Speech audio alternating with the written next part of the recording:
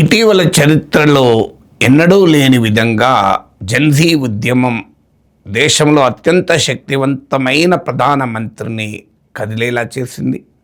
చివరకు ఎంతకాలం డిఫెండ్ చేసినా ఇక తప్పనిసరి పరిస్థితుల్లో మంత్రినే వదులుకోవాల్సి వచ్చింది. ఇది కేవలం ఒక మినిస్టర్ పోవడం లాంటి చిన్న అవుట్కమ్ కాదు. జెన్‌జీ ఉద్యమం సాధించిన విజయం భారత ప్రజాస్వామ్యం పైన, భారత రాజకీయాలపైన, భారత ప్రజలపైన బలమైన ముద్ర వేయబోతోంది. కొన్ని మూమెంట్స్ చరిత్రలో అలా మిగిలిపోతాయి. ఎందుకు ఈ జెన్‌జీ ఉద్యమం అంతటి సిగ్నిఫికెన్స్ కలిగినవని భావించాలి. మొదటిది, సహజంగా మనం ఏమనుకుంటాం, సోషల్ మీడియా అంటే అదొక ఫ్రివిలస్ మీడియా, అదొక ఎంటర్టైన్మెంట్ మీడియా, అది వినోదానికి మాత్రమే పనికొస్తుంది, టైం వేస్ట్ చేయడానికే పనికొస్తుంది. దీని రీల్స్ చూసుకుంటూ కూర్చుంటే ఆ ఫ్రివిలస్ కంటెంట్ ఆఖరికి ఆలోచించే శక్తినే లేకుండా చేస్తుంది. దీనివల్ల బ్రెయిన్ రాట్ లాంటి సమస్యలు వస్తాయి. ఇదంతా ఇప్పటి వరకు సోషల్ మీడియా గురించి సమాజంలో ముఖ్యంగా పెద్దవాళ్ళు భావించేది. ఇది తప్పని కాదు, కానీ టెక్నాలజీకి ఉండేటువంటి ద్వంద్వ స్వభావాన్ని ఇది తెలియజేస్తుంది.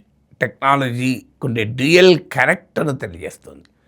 ఇవాళ మరొకసారి రుజువైంది, ఇదే సోషల్ మీడియా ప్రజల్లో చైతన్యం నింపగలుగుతుందని, ఇదే డిజిటల్ మీడియా ప్రజల్ని ఆలోచింపచేస్తుంది, ఆఖరికి ప్రజల్ని సమీకరిస్తుంది కూడా. మీకు తెలుసు, ఎంటైర్ నేషనల్ ప్రధాన స్రవంతి మెయిన్ స్ట్రీమ్ నేషనల్ మీడియా మొత్తం ఇన్విజిబిలైజ్ చేసింది. అంటే ఈ మూమెంటు జరగనట్లుగా నటించింది. ఆఖరికి ఇక తప్పనిసరి కవర్ చేసేటప్పుడు కూడా దాన్ని డెమనైజ్ చేయడానికి, దాన్ని తప్పుపట్టడానికే ప్రయత్నించింది. నెగటివ్గా పోట్రే చేసేటువంటి ప్రయత్నం చేసింది, డిస్మిస్ చేసే ప్రయత్నం చేసింది. చివరకు ఈ ఉద్యమం విజయం సాధించిన తర్వాత కూడా గ్లోబల్గా ఇండియన్ మీడియా, గోధీ మీడియా వైఖరి మారలేదు. సో అలాంటి మీడియా వాతావరణంలో కూడా ఇంటర్నెట్ షట్ డౌన్ చేసి, అసలు మెసేజెసే వెళ్ళకుండా చేసి, ఇన్ని రకాలుగా చేసినా కూడా సోషల్ మీడియా, డిజిటల్ మీడియా ఆధునిక సమాజంలో చైతన్య స్రవంతుల్ని క్రియేట్ చేయగలుగుతుంది అని సాంకేతిక పరిజ్ఞానం నిరూపించగలిగింది. అందువల్ల it can be a collective propagandist, a collective agitator, a collective organiser అనేటువంటి వాస్తవాన్ని తెలియజేసింది. సోషల్ మీడియా సమాజంలో చైతన్యం తేవాలనుకునేవారు, సమాజంలో మార్పు తేవాలనుకునేవారు, రాజకీయాల్ని మార్చాలనుకునేవారు ఈరోజు ఈ డిజిటల్ మీడియా, సోషల్ మీడియా ప్రభావాన్ని ఇకనైనా అర్థం చేసుకోవాల్సిన అవసరం ఉంటుంది. రెండవది, యూత్ పట్ల ఇప్పటిదాకా మనకున్న అవగాహన. మీరు కాస్త నా ఏజ్, నాకన్నా చిన్న వయసున్న వాళ్ళు అడగండి. మా కాలంలో యువత వియత్నాం వార్పై స్పందించేవారు, ఇంటర్నేషనల్ కాజెస్కు స్పందించేవారు, ఎమర్జెన్సీకి వ్యతిరేకంగా పోరాడారు. ఈ కాలం యువతకి ఏమీ సంబంధం లేదు. వీళ్ళంతా సినిమా హీరోల వెనకాల తిరుగుతుంటారు, ఏమనంటే రీల్స్ చూసుకుంటూ కాలక్షేపం చేస్తారు, గంటలు ఫేస్బుక్లో తొంగి చూసే ఉంటారు, యూట్యూబ్కు అతుక్కుపోయి ఉంటారు, ఇన్స్టాగ్రామ్ విడవరు. అసలు వీరికి ప్రపంచంతో సంబంధం లేదు, పక్కవాడితో కూడా సంబంధం లేదు, సోషలైజ్ కావడం లేదు, అసలు వీరికి దేన్ని పట్టించుకోరు అని యొక్క భావన ఉంటుంది. కానీ ఇదే యువత చైతన్యవంతమైన మార్పులకు నాంది పలకగలరని మరోసారి రుజువు చేసింది. చరిత్రలో మీరు అనేక యువత ఉద్యమాలను చూడండి, అన్కాంప్రమైజింగ్ స్ట్రగుల్స్ జెన్‌జీకి అలవాటు. సో ఈ జనరేషన్కు ఉండేటువంటి స్వభావాన్ని మరొక్కసారి ఈ ఢిల్లీ గడ్డపైన నిరూపితమైంది. ఇక మూడవది, సాధారణంగా రైతుల ఇష్యూస్ ఎజెండాలోకి వస్తాయి. ఎందుకంటే వారు లక్షల సంఖ్యలో ఉంటారు, వాళ్ళంతా ప్రభుత్వాల ఓటర్లు కనుక. ఉద్యోగులు, కార్మికుల ఇష్యూస్ ముందుకు వస్తాయి, ఎందుకంటే వారు ఆర్గనైజ్డ్ గ్రూప్స్ కనుక, వాళ్ళ ట్రేడ్ యూనియన్లు ఉంటాయి కనుక, వారికి సంఘాలు ఉంటాయి కనుక, వాళ్ళు ప్రెషర్ గ్రూప్గా పనిచేయగలుగుతారు. ఇలా సమాజంలో సామాజిక వర్గాలు, కులాలు, మతాలు ఓటు బ్యాంకులుగా ఉపయోగపడతాయి కనుక వారు తమ ఎజెండాలను ప్రభుత్వం ముందు పెట్టగలుగుతారు, ప్రభుత్వాన్ని ప్రభావితం చేయగలుగుతారు. కానీ అన్ఫార్చునేట్లీ విద్యారంగం అనేది పొలిటికల్ ఎజెండాలోకి రాకుండా పోతుంది. కారణం ఆ విద్యార్థులు ఓటర్లకు కారణం, లేదా ఆ ఓటర్లు అయినా కూడా వారు యంగ్ ఓటర్స్, న్యూ ఓటర్స్ కనుక వారికి అవగాహన ఉండదనో కారణాలు ఏదైనా కానివ్వండి, education has really become a political issue. So దీనికి ఇవాళ నీట్ లీక్ కేవలం ఇది పేపర్ లీక్ కాదు. పేపర్ లీక్ చాలా చాలా జరిగాయి. మరి ప్రతి పేపర్ లీక్ ఇంత పెద్ద ఉద్యమంగా సాగలేదు కదా. ఇవాళ పేపర్ లీక్తో మొదలైనప్పటికీ ఇది విస్తృతంగా మన విద్యారంగంలో ఉన్నటువంటి కమర్షియలైజేషన్ను, సెంట్రలైజేషన్ను, మాఫియా ధోరణులను, మీకు కమ్యూనలైజేషను, ఇలాంటి అనేక ఇష్యూస్ను మన ముందు పెట్టింది.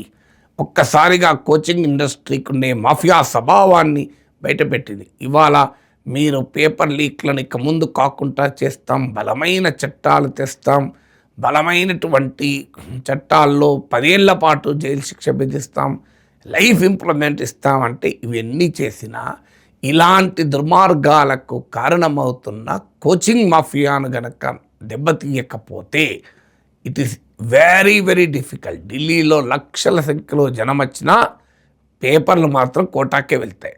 అది దాన్ని ఎవరు ఆపలేరు. సో కోటాలో పేపర్ లీక్లు, ఢిల్లీలో లక్షల సంఖ్యలో జనం ఉన్నా కూడా జరుగుతుంటాయి. అందువల్ల విద్యారంగాన్ని మార్చడానికి ఈ నిరసనలో ఒక అవకాశాన్ని ఇచ్చాయి. 4వది, రాజకీయ పార్టీలకు, అత్యంత శక్తివంతమైన నాయకులకు, బలమైన రాజకీయ పార్టీలకు ఉండేటువంటి ఒక అభిప్రాయం ఏంటంటే, మేము ఏ ఉద్యమాన్నైనా అణచివేయగలం, ఏ ప్రశ్ననైనా మేము అంతం చేయగలం, ప్రశ్నించే ఎవరినైనా మేము ఎదుర్కోగలమని. తమకున్న ప్రభుత్వ యంత్రాంగం ద్వారా కావచ్చు, తమకున్న రాజకీయ సైన్యంతో కావచ్చు, ఇది సాధించగలం అనే నమ్మకంతో ఉంటారు. చాలా సందర్భాల్లో సాధిస్తూ కూడా ఉంటారు. ఇప్పుడు ఈ ఉద్యమంలో కూడా మీరు గమనించండి, ప్రభుత్వం వైపు నుంచి నిర్బంధాలను ప్రయోగించారు, పెల్లెట్ గన్లను వాడారు, జాతీయ భద్రతా చట్టాన్ని ఇన్వోక్ చేశారు, పాస్పోర్ట్లు రాకుండా చేస్తామన్నారు, అడ్మిషన్లే క్యాన్సిల్ చేస్తామని బెదిరించారు. మీకు ఎన్ని చేసినా కూడా ఉద్యమాన్ని ఆపలేకపోయారు. అలాగే పార్టీ వైపు నుంచి చూస్తే భయంకరంగా ఆరోపణలు చేశారు. విదేశీ శక్తులు అన్నారు, విదేశీ నిధులు అన్నారు, అర్బన్ నక్సలైట్లు అన్నారు, దేశ వ్యతిరేక శక్తులు అన్నారు, తుకడే గ్యాంగ్ అన్నారు. సో ఆ రకంగా భయంకరమైన దాడిని చేశారు. సో అయినా కూడా ఏమీ చేయలేని పరిస్థితి. అదే ప్రజాస్వామ్యం యొక్క గొప్పతనం. అదే the power of the collective, the power of the citizen. పౌరునికి ఉండేటువంటి అపారమైన శక్తి. అంశము న్యాయమైనప్పుడు పోరాడేవాడిలో పటిమ ఉంటే, ఓపిక ఉంటే, సహనం ఉంటే, చైతన్యం ఉంటే ఎంతటి బలమైన పార్టీనైనా, ఎంతటి బలమైన ప్రభుత్వాన్నైనా గద్దెదించవచ్చు. నోబడీ ఈజ్ ఇన్విన్సిబుల్ అనేది ఇది మరోసారి రుజువు చేసింది. 5వది, చాలా సందర్భాల్లో పోరాటాలపైన ప్రజలకు నమ్మకాలు పోతున్న కాలంలో మనం ఉన్నాం. నేను నా 40 ఏళ్ళ ప్రజా జీవితంలో అనేక ప్రజా ఉద్యమాల్లో పాల్గొన్నాను. ప్రతిసారి ఈ ప్రశ్న చాలామంది అడుగుతుంటారు. మనం పోరాడతాం సార్, కానీ ప్రభుత్వాలు వినవు, ప్రభుత్వాలు పట్టించుకోవు, రోజు రోజుకు ప్రభుత్వాలు ఇన్సెన్సిటివ్ అవుతున్నాయి, మన పోరాటాల వల్ల వాళ్ళ రాజకీయ గెలుపు ఓటములు డిసైడ్ అవ్వడం లేదు, వాళ్ళ ఎలక్షన్స్ టైంలో వాళ్ళ గ్రామర్ వాళ్ళకుంటోంది, డబ్బు, మందు, కులము ఇలాంటివి చూపెడుతున్నారు, అందువల్ల మనం ఎంత పోరాడినా వాళ్ళకు అవసరము లేదు సార్ అని అంటుంటారు. కానీ ఇది రుజువు చేసింది అది నిజము కాదు అని. ఇప్పటికైనా ప్రజా సమస్యలకు పరిష్కారం ప్రజా ఉద్యమాలే, ప్రజా పోరాటాలే తప్ప మరొకటి కాదు అని ఇది స్పష్టంగా రుజువు చేసింది మనకు. అందువల్ల పోరాడితే పోయేదేమీ లేదు, సమస్యల సంకెళ్ళు తప్ప అని నిరూపించగలిగింది. ఆ పోరాడే చైతన్యాన్ని మరొకసారి ప్రజల్లో స్ఫూర్తి నింపింది. మీరు చూడండి, దీని ప్రభావము ఇవాళ రేపా అలా స్విచ్ చేయడంతోనే అని కాదు, ఇప్పటిదాకా సమాజంలో ఉన్న ఒక పోరాటాన్ని నిర్వీర్యం చేసేటువంటి జాడ్యాన్ని ఛేదించేటువంటి ఒక అద్భుతమైన చోదక శక్తిగా ఈ పరిణామాలు ప్రభావం చేస్తాయి. ఎందుకంటే ఆధునిక భారతదేశంలో అత్యంత శక్తివంతమైన ప్రభుత్వం, ఎదురులేని ప్రభుత్వం, మన 3 సార్లు తిరుగు లేకుండా అధికారంలోకి రాగల ప్రభుత్వం, రాజకీయ వ్యవస్థను శాసిస్తూ దేశంలో మోర్ దెన్ 70% ఆఫ్ ద కంట్రీని పాలిస్తూ సమాజం మొత్తాన్ని ఐడియాలజికల్గా కూడా తన వైపు తిప్పుకోగలిగినటువంటి ఒక శక్తివంతమైన రాజకీయ సమూహం. అయినా కూడా పిల్లలు విజయం సాధించగలిగారు, ప్రజలు విద్యార్థులు యువకులు విజయం సాధించగలిగారు. అందువల్ల ప్రజా ఉద్యమాలకు ప్రజా పోరాటాలకు ఉండేటువంటి ఒక బలమైన శక్తిని ఈ పరిణామాలు రుజువు చేస్తాయి. ఇక 6వది, ఉద్యమం అంటే ఒక సంఘమే ఇవ్వాలి, ఓ పార్టీ ఉండాలి, దానికి ఓ నాయకుడు ఉండాలి, దానికి జెండా ఉండాలి, దానికి ఎజెండా ఉండాలి, అడ్డగోలుగా డబ్బులు కావాలి, బలమైన మీడియా సపోర్ట్ ఉండాలి, ఇలా చాలామంది భావిస్తుంటారు. కానీ ఇవాళ ఒక స్మార్ట్ ఫోన్ మొత్తం ఉద్యమాన్ని సమీకరించగలిగింది. ఒక బలమైనటువంటి ఉదయ స్పందన, బలమైనటువంటి గుండెల్లో ఉండేటువంటి ఆక్రందన, మనసులో ఉండేటువంటి ఒక సంకల్పము, సత్తువ ఇవాళ ఇన్ని రోజుల పాటు ఉద్యమాన్ని సస్టైన్ చేసింది. ఈ ఉద్యమం ఏదో మొదటి రోజే సక్సెస్ అయింది కాదు, కంటిన్యూస్ అటాక్స్ను ఎదిరించి సస్టైన్ కాగలిగింది. అందువల్ల సమస్య న్యాయమైనప్పుడు, అంశం న్యాయమైనప్పుడు దాన్ని సమర్థవంతంగా జనంలోకి తీసుకెళ్ళగలిగితే, సృజనాత్మకంగా తీసుకెళ్ళగలిగితే సమస్యే ఉద్యమాన్ని నడిపిస్తుంది. నాయకులు కాదు ఉద్యమాన్ని నడిపించేది. చరిత్రను సృష్టించేది నాయకులు కాదు, చరిత్రే నాయకుల్ని సృష్టిస్తుంది అనే వాస్తవాన్ని కూడా ఈ అంశం మరొక్కసారి మన ముందు పెట్టింది. 7వది, media power. Media, print media, television media, కొత్తగా వచ్చిన డిజిటల్ మీడియా, వీటిని మేనేజ్ చేస్తే మేము నరేటివ్ని మేనేజ్ చేయగలం. మేము నమ్మిందే, మేము చెప్పిందే ప్రజలు నమ్ముతారు. ఇకో ఛాంబర్స్ క్రియేట్ చేయగలం. మేము ప్రజల్ని ఒక పబ్లిక్ ఒపీనియన్ మ్యానుఫ్యాక్చర్ చేయగలం. వీ కెన్, చామ్స్కీ భాషలో చెప్పాలంటే కన్సెంట్ మ్యానుఫ్యాక్చర్ చేయగలం. ప్రజల్ని మా సైద్ధాంతిక గుప్పిట్లో నిర్బంధించగలం అని చాలామంది భావిస్తుంటారు. కానీ సమాజము చాలా చైతన్యవంతమైంది, సమాజానికి చాలా చోదక శక్తి ఉంటుంది. ఈ ఆలోచనల ఆధిపత్యవాదాన్ని ఛేదిస్తూ మీకు ఈ జెన్జీ రెవల్యూషన్ తమదైన నూతన ఆలోచనల ప్రపంచాన్ని నిర్మించుకోగలిగింది. ఏ సాంకేతిక పరిజ్ఞానాన్ని ఉపయోగించి ఆలోచనల ఆధిపత్యాన్ని రాజకీయ నాయకత్వం సాధించిందో, ఏ భాషను ఉపయోగించి, ఏ లాంగ్వేజ్ ఆఫ్ మీమ్స్, ఏ లాంగ్వేజ్ ఆఫ్ రీల్స్తో సమాజాన్ని శాసించాలనుకున్న రాజకీయ వ్యవస్థకు అదే భాషలో, అదే మీడియంలో ఆన్సర్ చెప్పింది. చివరకు దేశంలోనే అత్యున్నత స్థాయిలో ఉన్న ప్రధానమంత్రి కూడా రీల్స్నే నమ్ముకొని లేట్ నైట్ వీడియోస్తో ప్రజల్ని మైమర్పించాలని చూసిన, లక్షలాది మంది సబ్స్క్రైబర్లు పెరిగారు, కోట్లాది వ్యూస్ వచ్చాయంటూ థ్యాంక్ యూ ఫ్రెండ్స్ అనే ఆనందాన్ని వ్యక్తం చేసిన ధర్మేంద్ర ప్రధాన్ మాత్రం కాపాడుకోలేకపోయాడు. కారణం, ఈ మాయా ప్రపంచాన్ని ఛేదిస్తూ ప్రత్యామ్నాయ సమాచార ప్రపంచాన్ని, ఆలోచనల ప్రపంచాన్ని ప్రజలకు జెన్జీ పరిచయం చేయగలిగింది. 8వది, ప్రజాస్వామ్యం.